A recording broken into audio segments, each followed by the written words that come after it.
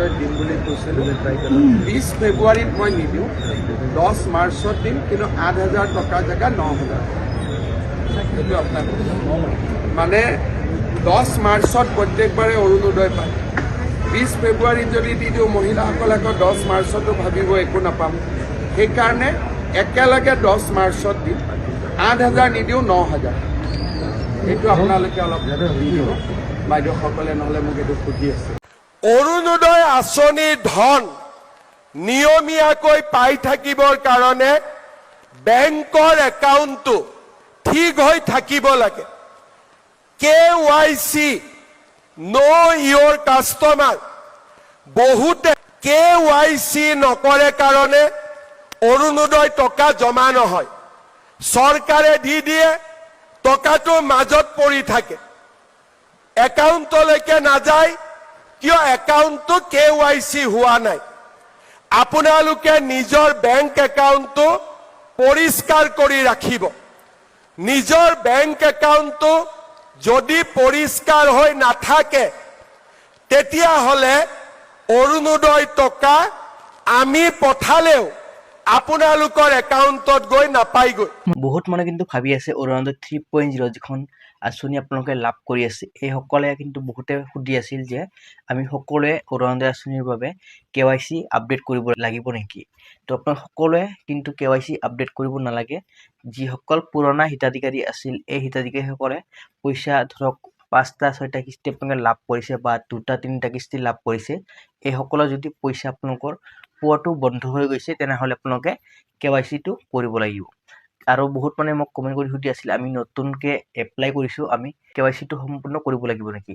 তো আপোনালোকে নতুন যিসকল মানুহে আছে, প্ৰত্যেক মাহে যদি আপোনালোকে ধৰক 2টা 3টা কিস্তি লাভ কৰি আছে, তেনেহ'লে আপোনালোকৰ যিটো KYC আছে, এই KYCটো আপোনালোকে একো কৰিব নালাগে। আপোনালোকে পইচা আপোনালোকে ডক্টৰ হিমন্ত বিশ্ব শৰ্মা ছাৰে কিন্তু কেইবাটা ঘটনাত মানে মন্তব্য কৰিছে যে 8,000তকৈ অলপ বেছি আপোনালোকক পইচাটো দিব বুলি, আপোনালোকে লাভ কৰিব পাৰিব।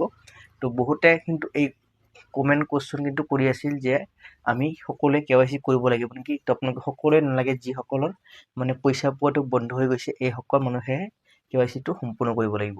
তো আপোনালোকৰ হাতত আৰু 2 দিনমান সময় আছে। এই 2 দিনৰ ভিতৰতে যিসকল মানুহে KYC সম্পূৰ্ণ কৰা নাই, এইসকলে KYCটো কৰক। আৰু যিসকল নতুন হিতাধিকাৰী আছে, এইসকলৰ KYC কৰিব নালাগে। তো আপোনালোকে এয়াই আছে আপোনাক গুৰুত্বপূৰ্ণ এটা আপডেট দিবলগীয়া। আৰু কিন্তু বহুত মানে মোক কমেণ্ট কৰি সুধি আছিল যে আমাৰ ৰেচন কাৰ্ড আছে, আমি এতিয়ালৈকে অৰুণোদয় আঁচনিখন লাভ কৰিব পৰা নাই। তো আপোনালোকৰ হাতত এতিয়াও কিন্তু সুবৰ্ণ সুযোগ আছে। প্ৰত্যেক ডিষ্ট্ৰিক্টতে কিন্তু 2,000 কৰি নতুন কৰি আকৌ এপ্লাই কৰিব দিছে ডক্টৰ হিমন্ত বিশ্ব শৰ্মা ছাৰে। তো আপোনালোকে যদি এপ্লাই কৰিব বিচাৰে, আপোনালোকৰ যিটো গাঁও পঞ্চায়ত আছে বা আপোনালোকৰ যিটো ব্লক আছে, তাতে যাই কিনে আপোনালোকে ডাইৰেক্টলি এপ্লাই কৰিব পাৰিব। কি কি ডকুমেণ্টছ লৈ যাব লাগিব মই আপোনাক জনাই দি আছোঁ। প্ৰথমতে আপোনালোকৰ ৰেচন কাৰ্ডখন লৈ যাব লাগিব। ৰেচন কাৰ্ডখন আৰু আপোনালোকৰ বেংক একাউণ্ট, ভোটাৰ কাৰ্ড, আধাৰ কাৰ্ড আৰু আপোনালোকৰ এক্টিভ থকা মোবাইল নম্বৰ লগত লৈ যাব, আৰু পাছপোৰ্ট চাইজ ফটো কপি লৈ যাব। তাতে আপোনালোকে অৰুণোদয় আঁচনিৰ ফৰ্ম পাব। ফৰ্মখন ফিল আপ কেনেকৈ কৰে মই অলৰেডি ভিডিঅ' আপলোড কৰা আছে। মই আপোনাক এই ভিডিঅ'খনৰ ডিছক্ৰিপশ্যনত লিংক দি ৰাখিম। তাৰ পৰা আপোনালোকে ভিডিঅ'টো চাই কিনে আপোনালোকে ফৰ্ম ফিল আপ কেনেকৈ কৰে আপোনালোকে জানিব পাৰিব, বা আপোনালোকৰ বেলেগ কোনোবাৰ ফৰ্ম ফিল আপ কৰিব পাৰিব। তো এয়া আছিল গুৰুত্বপূৰ্ণ আপডেট দিবলগীয়া। যদি আপোনালোকৰ ভিডিঅ'টো চাই কিনে ভাল লাগে, চেনেলটো ছাবস্ক্ৰাইব কৰি ৰাখিব আৰু আপোনালোকৰ বন্ধু বান্ধৱীসকললৈ ভিডিঅ'টো শ্বেয়াৰ কৰি দিব। এই যিখন ফৰ্ম আছে, এই ফৰ্মখন দেখা পাই আছে, application form Orunodoi 3.0 are you existing beneficiary under Orunodoi scheme. যদি আপোনালোকে আগতে অৰুণোদয় আঁচনিখন লাভ কৰিছিল, তেনেহ'লে আপোনালোকে ইয়েছৰ লগত যিখন খালী বক্স আছে, এই খালী বক্সত টিক মাৰ্ক লগাব। আৰু যদি আপোনালোকে এবাৰে এপ্লাই কৰিছে, নোৰ লগত যিখন খালী বক্স আছে, এই বক্সখনত টিক মাৰ্ক কৰিব। পাছপোৰ্ট চাইজ ফটো এক কপি আপোনালোকে ইয়াতে ধুনীয়া কৰি দিব, আৰু ফটোৰ ওপৰত এটা চিগনেচাৰ কৰিব। আপোনালোকৰ যিখন ৰেচন কাৰ্ড আছে, এই ৰেচন কাৰ্ডৰ নম্বৰটো আপোনালোকে ইয়াতে ধুনীয়া কৰি দিব। আপোনালোকৰ ডিষ্ট্ৰিক্ট নেম ইয়াতে ধুনীয়া কৰি লিখি দিব। আপোনালোকৰ লোকসভাৰ নামটো ইয়াতে ধুনীয়া কৰি লিখি দিব। যাৰ নামত এপ্লাই কৰি আছে, এই ব্যক্তিৰ নামটো ইয়াতে দিব, আৰু আপোনালোকে মিডিল নেম থাকিলে দিব, নাথাকিলে নিদিলেও হ'ব। লাষ্ট নেমটো আপোনালোকে ধুনীয়া কৰি লিখি দিব। আপোনালোকে যিজন ব্যক্তিৰ এপ্লাই কৰিছে, এই ব্যক্তিৰ ওপৰত ডিপেণ্ড কৰি গাৰ্জেন নেমটো আপোনালোকে ইয়াতে দিব, কেয়াৰ অফ W ডটৰ ওপৰত। তাৰপাছত আপোনালোকৰ জেণ্ডাৰটো একচুৱেলি এই যিখন ফৰ্ম আছে, এই ফৰ্মখন হৈছে অৰুণোদয় আঁচনিৰ যিখন ফৰ্ম আছে, একচুৱেলি মহিলাৰ কাৰণে হয়। তো আপোনালোকে ফিমেল চিলেক্ট কৰিব, আৰু আপোনালোকে ডেট অফ বাৰ্থটো ইয়াতে ধুনীয়া কৰি লিখি দিব তাৰ পাছত আপোনালোকে দ্বিতীয়তে ইয়াতে আছে আপোনালোকৰ ব্লক নেম গাঁও পঞ্চায়ত নেম আপোনালোকৰ গাঁওখনৰ নেম ধুনীয়াকৈ লিখি দিব লোকেলিটি এণ্ড লেণ্ডমাৰ্ক এক্টিভ থকা মোবাইল নম্বৰখন আপোনালোকৰ area pin code house number আৰু পুলিচ ষ্টেচনখন এই যিখন আপোনালোকে নেক্সট যিখন পেজ আপোনালোকে দেখা পাই আছে উইন্ডো দিব্যাংগজন দিৱস উমেন WY বেনিফিচিয়াৰী আনমেৰিড ইয়াতে আপোনালোকে 5টা কেটেগৰী পাব এই 5টা কেটেগৰীৰ ভিতৰত আপোনালোকে কোনটো কেটেগৰীত পৰে সেই কেটেগৰীক আপোনালোকে টিক মাৰ্ক কৰিব আপোনালোকৰ বেংক একাউণ্ট নম্বৰটো ইয়াতে ধুনীয়াকৈ লিখিব bank name bank branch name বেংকৰ যিখন IFSC কোড আছে এই IFSC কোডটো আপোনালোকে ধুনীয়াকৈ লিখি দিব বেংক পাছবুক যিটো ফ্ৰণ্ট সাইড আছে এই ফ্ৰণ্ট সাইডটো আপোনালোকে জেৰেক্স কৰি কিনে এই ফৰ্মখনৰ লগত গাঁঠি দিব লাগিব আপোনালোকে ESৰ লগত যিখন খালী বক্স পাব এই খালী বক্সত টিক মাৰ্ক কৰিব আপোনালোকৰ আধাৰ কাৰ্ডৰ নম্বৰটো এই বক্সখনত আপোনালোকে ফিল আপ কৰিব লাগিব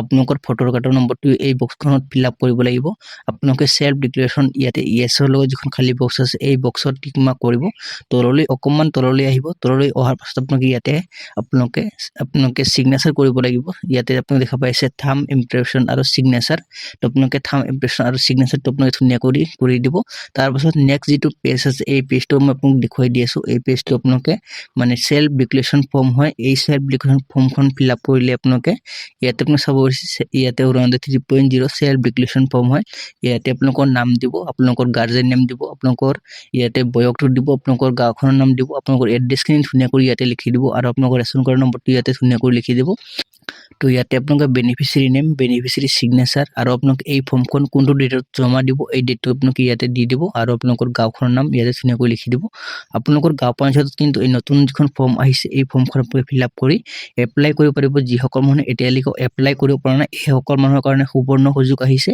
শীঘ্ৰে আপোনালোকে এপ্লাই কৰক এপ্লাই কৰিলে আপোনালোকে একেলগতে এই টকাটো লাভ কৰিবলৈ সক্ষম হ'ব প্ৰথমতে আপোনালোকে গুগল ক্ৰম ব্ৰাউজাৰটো ওপেন কৰিব ইয়াতে আপোনালোকে লিখিব আধাৰ লিংক ষ্টেটাছ এনেকৈ আপোনালোকে লিখি ইয়াতে সাৰ্চ কৰিব তো প্ৰথম যিখন লিংক আছে এই লিংকত ক্লিক কৰিব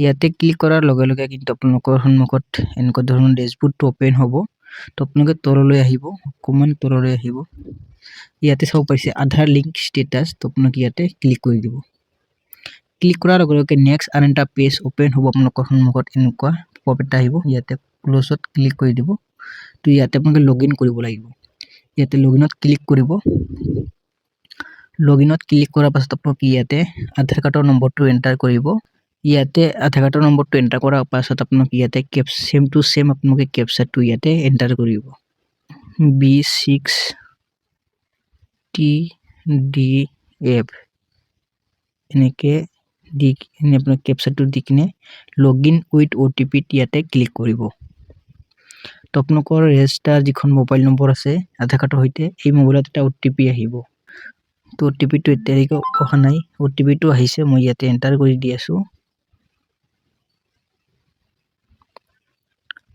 OTPটো হল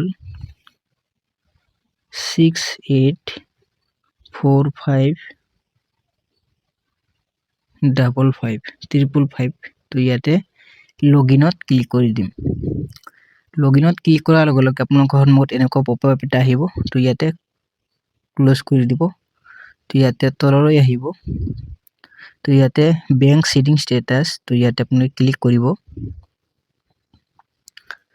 তো অকমান ওয়েট কৰিব যেহেতু আপোনালোকৰ নেটৰ ওপৰত ডিপেন্ড কৰি এই ওয়েবসাইটটো কাম কৰি আছে তো ইয়াতে চাব পাইছে ইয়াতে টেকনিক্যাল এৰৰ দেখুৱাইছে তো আকৌ একবাৰ মই ট্ৰাই কৰি আছো তো ইয়াতে মই আকৌ একবাৰ ট্ৰাই কৰি আছো ইয়াতে চাব পাৰিছে ইয়াতে আধাৰ কাৰ্ড নম্বৰ ইয়াতে bank name central bank of India ইয়াতে বেংক সিডিং এক্টিভ হৈ আছে ইয়াতে লাষ্ট আপডেট তো ইয়াতে 5/1/2026 ইয়াতে মানে লিংক কৰা হৈছে তো আপোনালোকৰ লিংক আছে নে নাই আপোনালোকে এনেকৈ চেক কৰিব পাৰিব